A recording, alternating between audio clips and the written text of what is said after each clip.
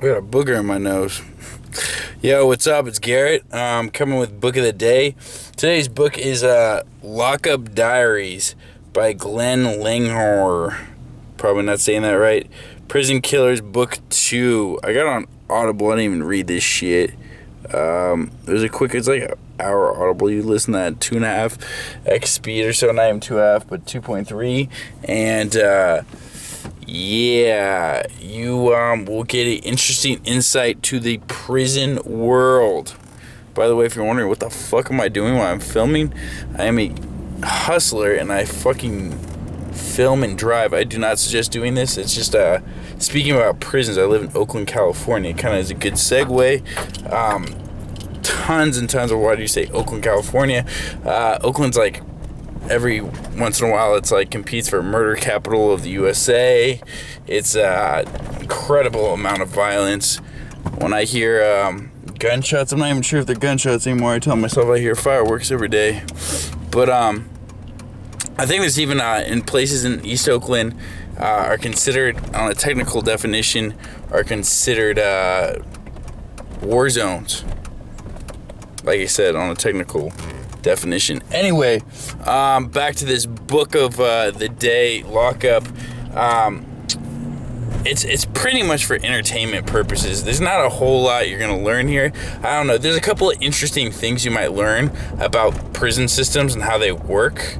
For mostly, if you're not aware about most of our prisons and people going to prison, which is lucky for you if you are not involved with that life at all, is that most people with drug problems get sent to prison. They're in our medium security prisons, and they are pretty much non-violent offenders. They get locked up for long periods of time for whatever, drug dealing, whatever the offense may be, and sometimes get spent a long time there and become violent criminals as the result of the environment there. Essentially, if you're in a prison like the one mentioned in this book, you are going to want protection. You're going to want to get in a gang. It's kind of a necessary thing, and being a prison bitch does not sound fun, even though I don't think that was mentioned in this book, strangely enough. As you think of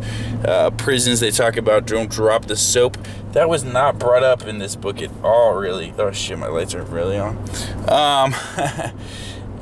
So those are some interesting things. I don't know, the biggest takeaway you could learn from this book, other than it being sort of interesting, learning that, like, he talks about, I'm riffing off right now, it's 4 a.m.